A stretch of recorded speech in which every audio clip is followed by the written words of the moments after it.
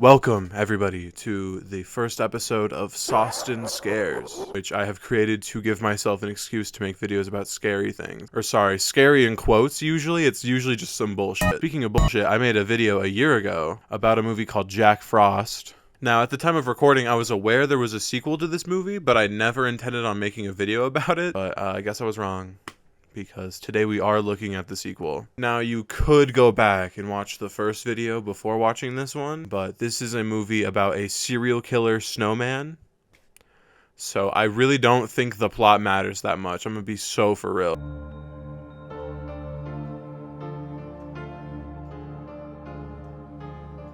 So, Sam, what would you like to talk about this week? You know, they've been tracking Jack Frost for over 3 years.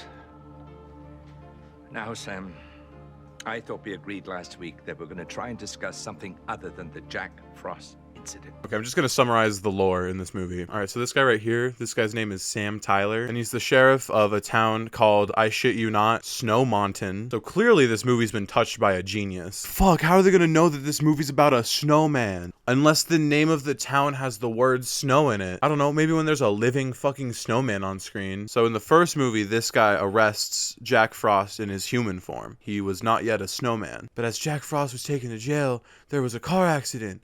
And then, for some reason, on the truck he was being transported to prison on, the truck he was being taken to jail in had an experimental chemical in it. It's like some type of experimental acid that basically melts him into the snow and turning him into a sentient mass of snow, basically. And then he becomes a living snowman, starts killing people, traumatizes Sam Tyler here. Then at the end of the movie, they kill him with a truck bed full of antifreeze. So, but now he has like PTSD and shit, which is honestly fair because holy shit, bro, he got stabbed by a living snowman. I don't think I'd be able to think about anything else for the rest of my life, sitting there every night trying to go to sleep, thinking about how I tackled a snowman through a window. Across 11 states, 38 deaths. Until I caught him, he was tried, convicted, sentenced to die. And then there was the accident.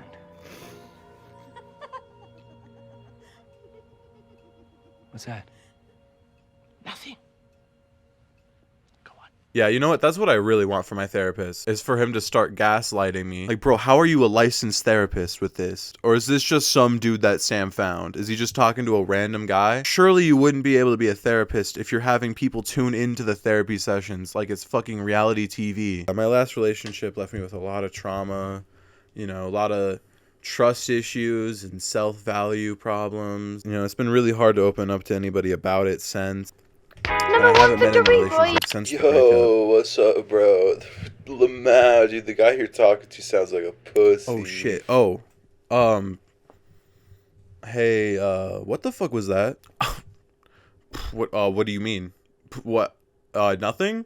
Okay, cuz I definitely just heard somebody laughing over the phone. What? That would be weird. That'd be really weird if that happened. Okay, so like what is this? You know what? Now that you mention it, it's actually all a figment of your imagination. None of this is even real. Tell us how you finally stopped the mutant killer Snowman. With antifreeze. And what happened to this antifreeze that this mutant killer Snowman was dissolved in? We buried it in an unmarked grave. Okay, so at this point we get it.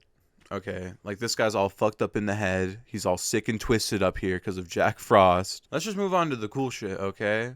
I don't care about no real people. I want to see Snowman. Okay, but the movie opens up with a very confusing sequence. It opens with these two gravediggers who are burying the antifreeze that Jack Frost dissolved into, when some mysterious shadowy figure comes and kills both of them for some reason.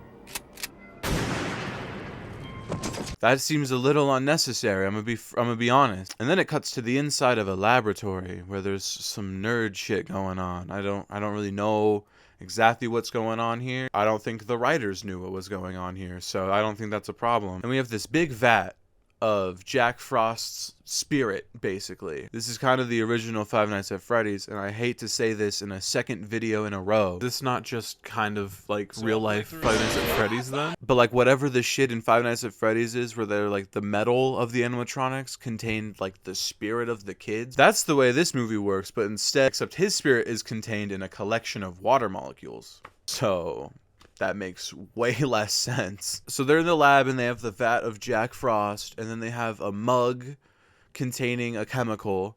I don't know why it's in a coffee mug, like what? And then somebody comes in and knocks the chemical into the antifreeze, and Jack Frost, he's like back now. Who would have guessed that in a movie called Jack Frost 2 that Jack Frost would come back? Oh, and also in this sequence is probably the weirdest Christmas song I've ever heard in my life. Merry, Merry Christmas, baby. I hear you've been fooling around again. Like, what is this? A Christmas song about a girl cheating on you? Why? Oh, Merry Christmas, baby.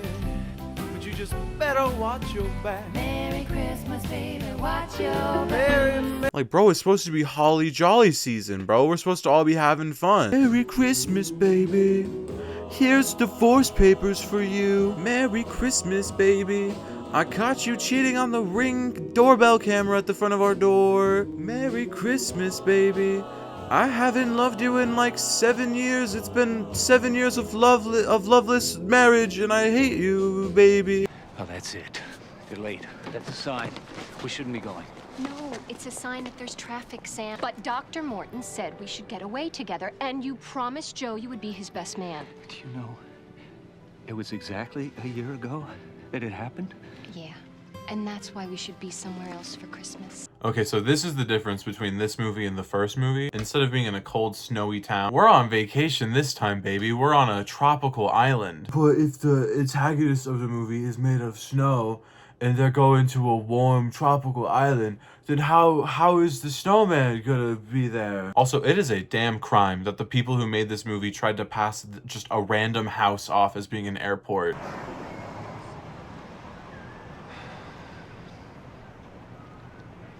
Yeah, we'll just throw a sign up on Grandma's house that says it's an airport.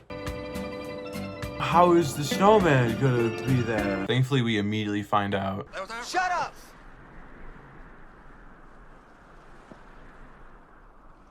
We don't need a compass. We don't need a compass. What do we need a compass for? Shut up, shut up, shut up, shut up! I'm hungry. So we have these two guys who appear to be lost at sea. They also don't have any food or water. All they have is a single carrot, which they obviously start fighting each other for. And then this guy throws his friend into the water. But oh no, Jack Frost is in the water. Or he is the water. That's confusing. So he drags down the one guy that just got thrown into the water to drown him, and then stabs the other guy through the raft. Charlie?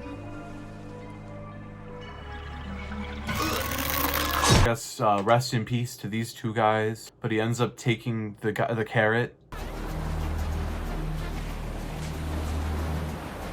And then he washes up on shore. So, I don't know, I guess that's storytelling. Does that make sense? Am I stupid? I don't think any of that makes sense. Splashing through the raft. Thank you for the nose. I'm off to the islands.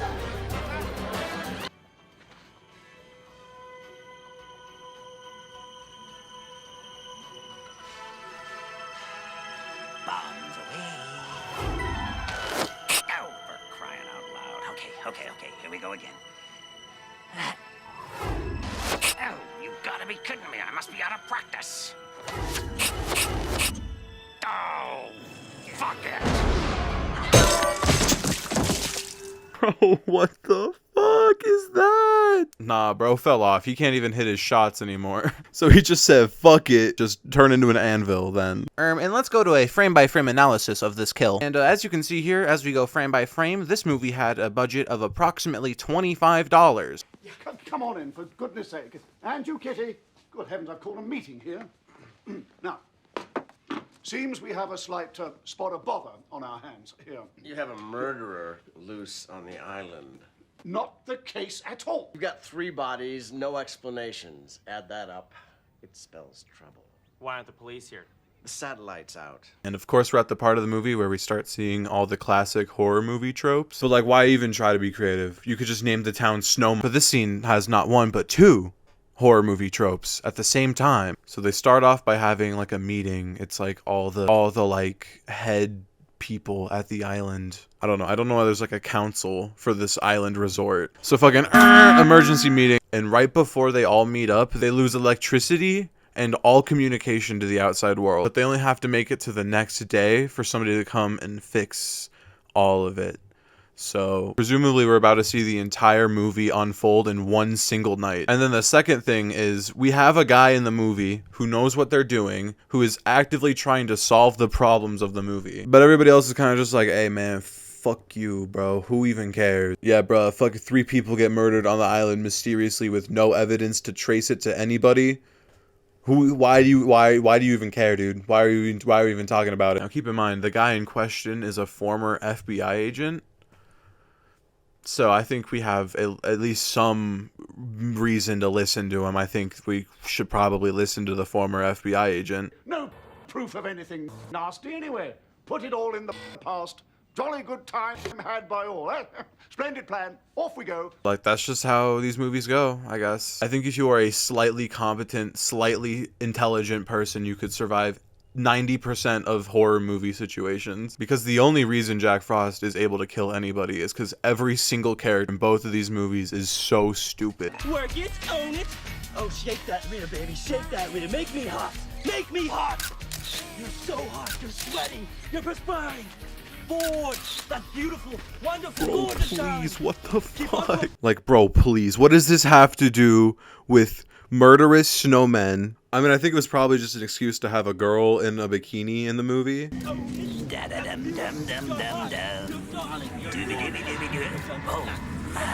there's something that needs a little Christmas stuffing if you catch my drift.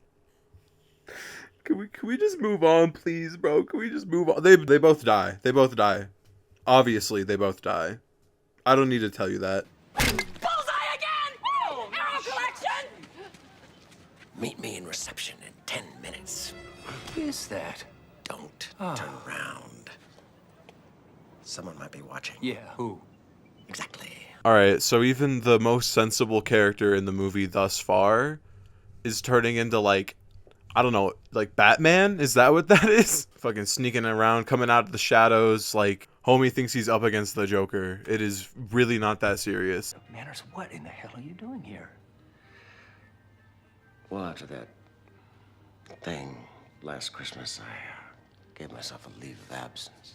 Oh, they fired you, huh? Canned my ass right out the door. I guess not too many people believe in Killer Snowman. Yeah, I've been there. There's someone I'd like you to meet. Sam, I think you know our director of Island Entertainment. Oh, sure. Captain Fun, yeah. Look, guys, I'm not here as a law enforcement officer. I'm just here on vacation. So what do you want from me? I've seen you in action, Sheriff. I want you on our side. Captain Fun has a plan. What's the plan? Trust me. You'll love it. Okay, so at this point, like, I just am left. I'm wondering one thing, right? Because like this movie isn't really like a good Halloween movie or a good Christmas movie. Like, it's really not scary enough to be a Halloween movie. It very well may be the cheesiest movie I've ever seen in my entire life. Like, it's silly and whimsical. But like, if it's not a Halloween movie, then is it supposed to be a Christmas movie? Well, not really, because it takes place on a tropical island, and there's not even a tiny hint of Christmas magic in this movie.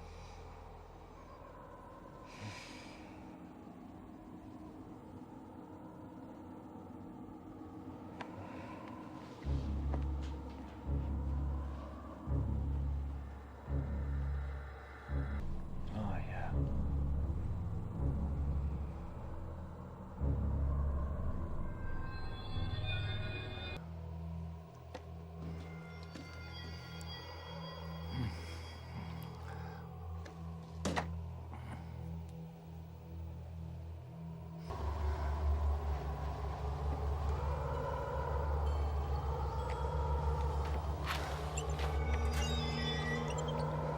Honey? What, sweetie? I've having that dream again. Okay, guys, I think I have to make a confession here. For as many jokes as I've made about this movie, for as many things as I've said about this film, that sequence we just watched is genuinely beautiful. It's legitimately the only time in either of these two movies that makes you feel like any amount of suspense. Sorry, I don't mean to sound like a film major here, but the color work is beautiful. It's the only time the movie makes you feel like something's about to happen where you don't know exactly what's about to happen. So like, why couldn't they have done this in the first movie? And why is every single other scene in this movie ridiculous?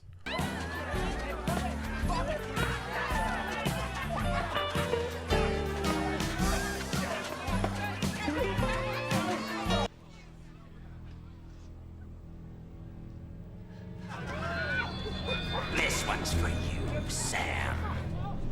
He sees them. I can feel it.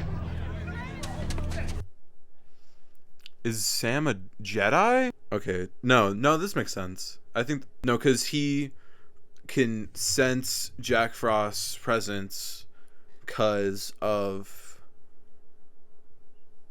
something. Yeah, I don't know. I think this movie's just getting too silly at this point. Okay, I want to take a quick pause real quick to play a fun little game. Welcome to the first installment of What's About to Happen? Is it A, Jack Frost is about to start killing an entire crowd of people? B, Jack Frost is... It's A. The answer's A. I promise to love and to protect you. I do too.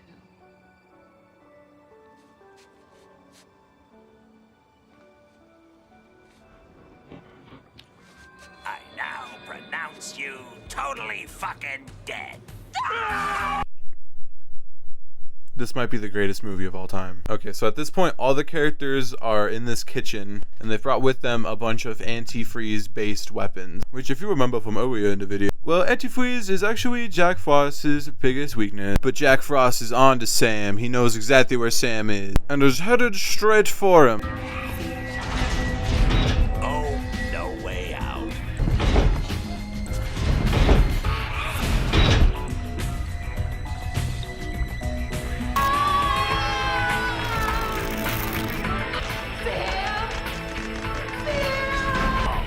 Honey, you are missing the point. Get it? Get it? Hey, Jack. Huh? Get this. Boy. Oh, crap. So would you look at that? Now Jack Frost is dead. Hooray. Yippee. But Sam, wasn't your wife held captive within the snowman that now exploded? What happened to her? Is she okay? Ann! Ann!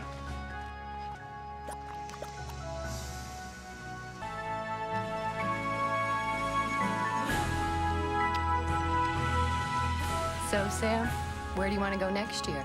Oh, honey, do we really have to go anywhere? Oh, honey, it's great to travel at the holidays. Sure, but something always goes wrong.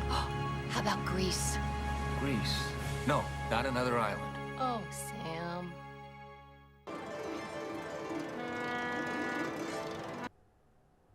That's how the movie ends? I'm genuinely baffled right now. So Jack Frost is dead, and these two are okay. We don't. That's the last scene in the movie, so we don't know what happens after that. And unfortunately, they never made Jack Frost 3. You know, what a tragedy. But it's not as much of a tragedy as the real life tragedy connected to these movies, where the actor who portrays Sam Tyler in these movies, Christopher Alport, on January 25th, 2008, unfortunately passed away in an avalanche. I don't want to come across as insensitive or anything like that, but how am I not supposed to think that Jack Frost is real after learning this information? Like, how is that not supposed to be my immediate first thought? The guy who plays the mortal enemy of the living snowman, who spends his entire time as a snowman trying to kill him, died in real life in an avalanche? Like, I'm sorry, I think Jack Frost is real. These guys, I feel like this is kind of a weird video to be my first, like, Halloween themed video, you know, because it's kind of closer to being like a Christmas movie, really. But whatever, at least I'm uploading videos, you know? If you liked this one, please please drop a like on the video. I mean, you made it all the way to the end of the video, so I assume you either enjoyed it or, I don't know, fell asleep while watching it, I guess. Subscribe to the channel with notifications to see similar content to this in the future. I don't know if you know this, but I'm kind of on a hot streak with uploads, so subscribe to see if I can keep doing that. And I hope all of you have nightmares about Jack Frost. Oh, scary. Grr. Anyways, boys, peace.